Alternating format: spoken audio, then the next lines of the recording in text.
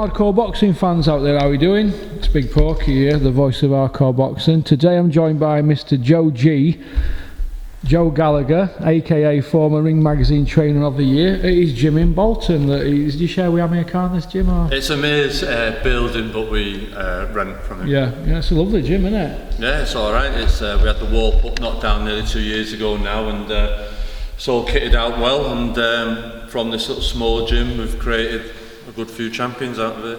You're looking well, Joe, because you were a bit on bigger side a few months ago, weren't you? Like say, mate. I'm on the Lent at the moment now, so I'm doing the Lent till Easter, so hopefully that'll get rid of a few more pounds. What's that? It's the Lent, it's what you give up for towards Easter. It's a Catholic thing, Christian thing, so you give up the chocolate and the pasta and all that type of stuff. Right. You've had a busy 2 week, haven't you? With Callum Johnson. Yeah. He's moved to pastures now, I suppose, has he? Yeah, like I say, it was, you seen Eddie's interview last year, just saying he has no obligation to get Callum Johnson out. And next day I got a phone call from CJ just saying, right, come on, let's have a look around. Will you go out and speak to a few people? So I did do, and come back, and we've worked a deal what's best for Callum Johnson. And all I do is go out, see what's out there, come back, and it's up to the fighters what they want to do then. Are you his manager? Yeah, Callum Johnson. Yeah, and so that's it. So we've signed with Frank and George, and Callum's excited. I think it's a good move for him, and looking by the feedback on social media, everyone else seems to endorse it, and it was good for the feedback for Callum Johnson to show that he is relevant, he is somebody, he is a talent, and phone calls from people from America, so it was all good for him. So hopefully now he'll be in the big fights coming up. Do you think he got in a rut at Matchroom, Joe? I don't think he got in a rut. I think he was training. I just think he was just, what's the word I can say, just put on a shelf and decided we'll use him when most probably Boatse will be ready, and you can't do that. CJ, he was promised, he was offered a Bivol fight, we took that. He was offered European title fight, he was supposed to fight on Quigsbill, that didn't happen then, it was put back. Then he was offered to the European fight again in the Garden, but for half the money literally. And then he was offered a 3-fight deal, and it was the money just, on Callum's words, not just mine as well, but it just wasn't good enough. And maybe sometimes people make an offer to say that they made an offer without much content behind it. But anyway, what's done is done. He's just got to crack on now. He's chomping at the bit, and as you see in training today, there now he's in good shape. Yeah. What's happening with Marcus Morrison? Marcus is training. We're just waiting to see what happens really. Obviously there's the Bentley v Felix Cash. Marcus is thereabouts for a shot at the British title now. Pandemic, everything else. There's another one, Marcus. There's lots of fighters out there that aren't getting work. Not saying because they cost too much money, but they're just holding position, and promoters will most probably use them when the crowds are in. So most probably he'll make a defence of his WBC international belt, and most probably then look to get the winner of Cash and Bentley after that. Oh, that's brilliant. Sam Hyde, what's happening with him, Joe? Sam's just living the good life, Sam.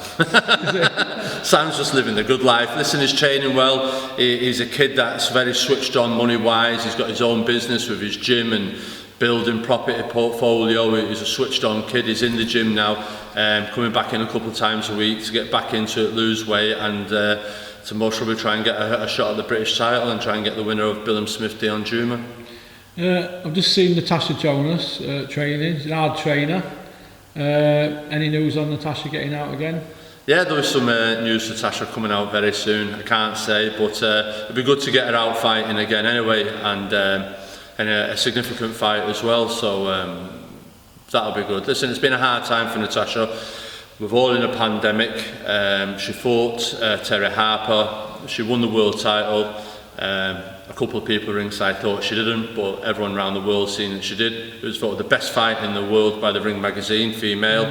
And then we were disappointed not to get her out before Christmas. She's a single mum, and she's working hard, and I think every girl that fought in and around that fight card and got another fight before Christmas. So it's been very hard for her over the Christmas, January period. She's got good sponsors that have looked after and supported her, which was a shame really that she couldn't get out and fight, and to be offered a fight for not much money and be told, well, it's that or nothing. I just thought it was a bit wrong at the time, but that's gone now, and she's got to make sure that she gets an opportunity this time. She's got to grab it with both hands. Do you think Callum Smith will move up to 175? I think so. I've not spoke to Callum. I did mention to Callum after we fought Hassan Nadam in New York. That's it now, you're done at 168, you can't get much better than this. You fought in one of the best arenas in the world, in front of the media, put a knockout performance in against the kid that just beat Martin Murray. Just move up now.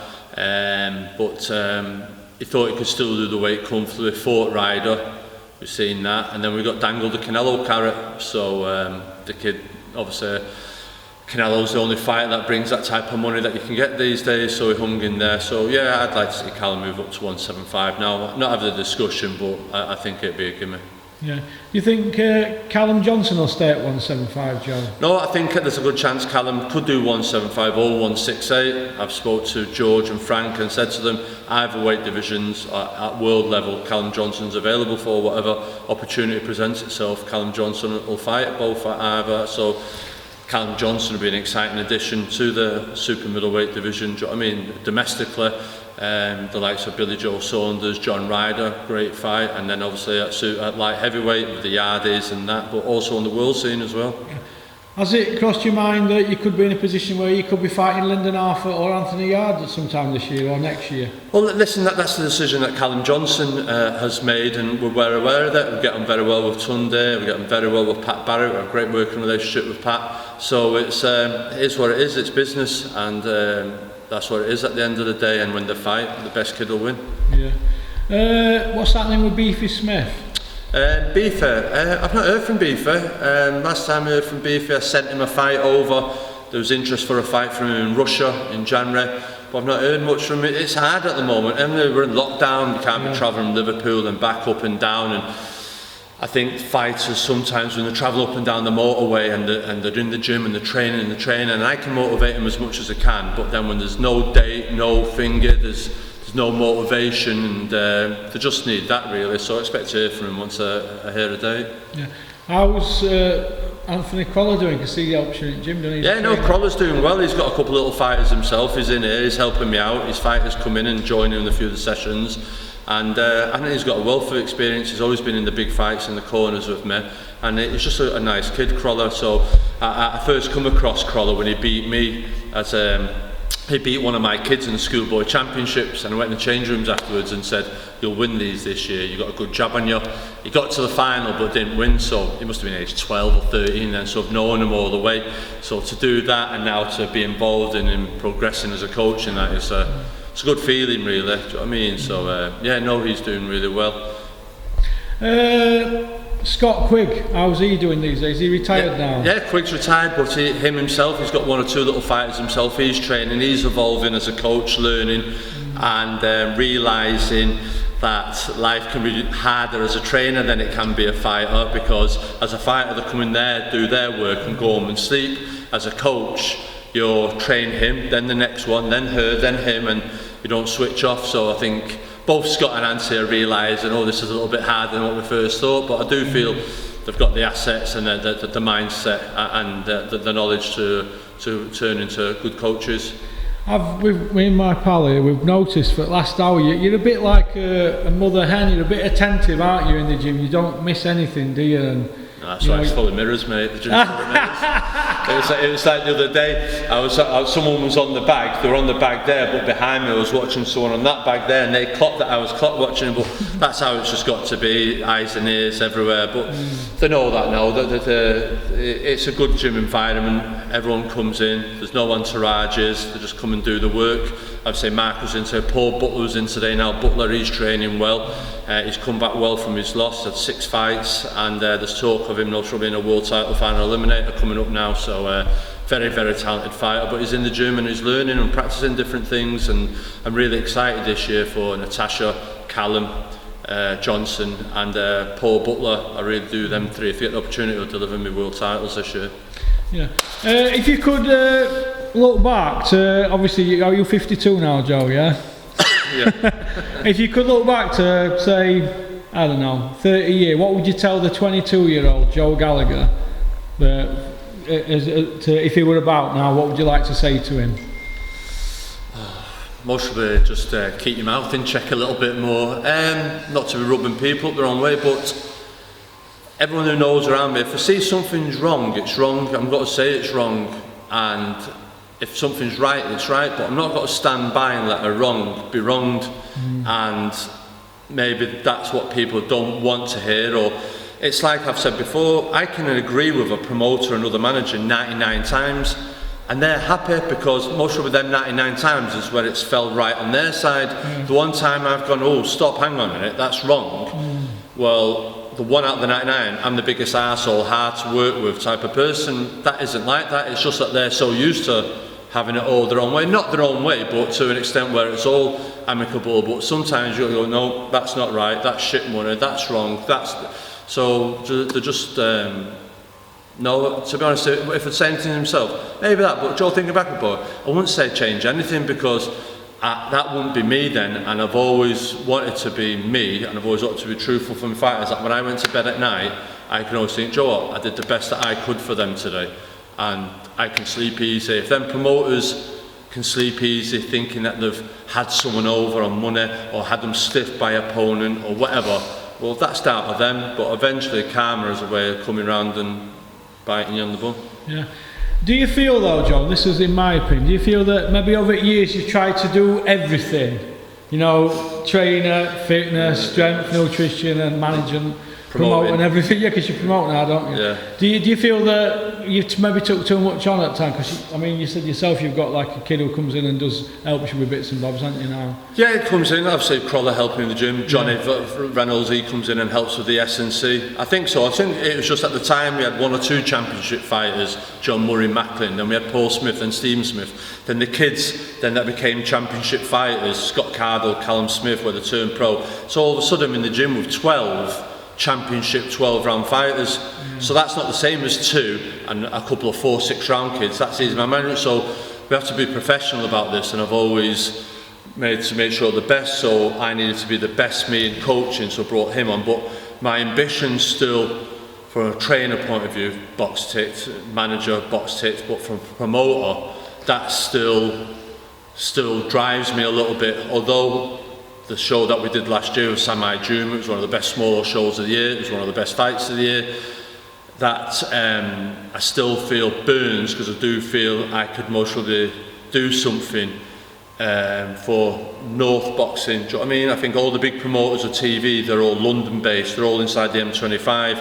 I feel TV should give some TV dates to some northern promoters, because there's a wealth of talent, and I think I'd love to be able to get a couple of TV dates and put on some shows up here and show what we can do as well. You don't always have to be a Mick Hennessy, Frank Warren or Matchroom, do you know what I mean? Yeah. There is alternatives, there's good promoters up here, and give promoters up here an opportunity to have a bit of TV, because they'll mostly be like they were when they first got TV, excited and wanted to do the best show they could do. So yeah, that's I still like to promote a show at the Manchester Arena. That's still a box to be ticked. Right, and listen, thanks for having us today, Joe, and no all the best in the future. Nice to see you. Thank you. Well, I've enjoyed that today at Joe Gallagher's gym, Amir Khan's gym, wherever, Bolton. Enjoyed that. Nice to watch him work. A good interview. Enjoyed it. 2 things I've not liked today: price of fuel at Birch Services in Bury, and the fact that Joe Gallagher didn't let me have a go in his Porsche. But other than that, a good day was had by all, and time to go back to office now. I've had note to eat and have a Jaffa cake, I think. Well, people out.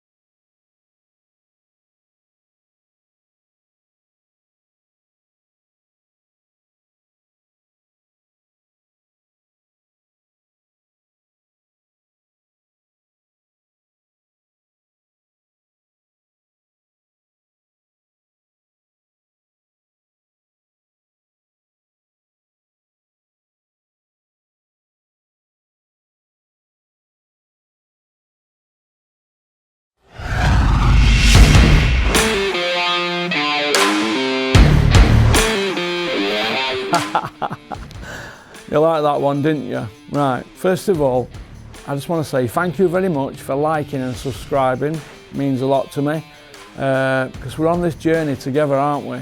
So anybody got any ideas for the channel, fire them over to me, porkycorner@mail.com. Alright? Shout out to Innovation Alloys and South Yorkshire Packaging. Alright? Don't forget to subscribe, keep on trucking.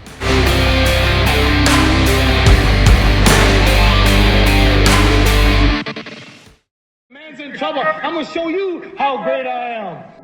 I need to know everything, who and the what and the where. Boxers are cut from a different cloth. They have determination and discipline, and in life that is what you need to excel. George, I hop in the Porsche, 5 and a horse, I'm ready for war, I'm coming for throats, to turn to a ghost, I need to know everything. Now you be surprised at the info you get is by letting them talk, so I'm letting them talk. Gotta keep quiet, maneuver in silence to let them in, talk up their body. So in theory, by the time they leave here in 2 years, they're gonna have 5 A-levels worth of accreditations, okay? Which puts them in such good stead going into university, higher education, the world of work, into industry, if they want to do that, okay? And we can give them opportunities as they go through this 2-year course to broaden their knowledge, broaden their experience, and hopefully get into the industry of sport if that's what they choose to do. I need everything. Trust me, I hear what you're saying, but act like it's new what you're telling me. I'm curious, George, I hop in the Porsche, 5 and a horse, I'm ready. Any young boxer who's got aspirations of trying to make it and be a success in the sport, this is a great platform to put them on that road to success. We provide specialist training for them in terms of attacking and learning more about their technical and tactical skills, the physical skills that they have to do. So it's a broad programme in what we do. We're not like one size fits all. We tailor this course to the individual needs of each boxer and each style of boxer. I gotta read all my trade publications and sit my teeth till it is all done. I think it's all fun. I need to know everything, who and the what and the where, I need everything. Okay, so once they've finished the academy and they've achieved the qualifications, both DICE, both BTEC, we give them the tools to go on to further education. So whether that is in our university program or other universities, we have those links. And again, this can push them into that career or further education if they choose to do that. Curious George, I hop in the Porsche, 5 and a horse, I'm ready for war, I'm coming for throats, to turn to a ghost, I need to know everything.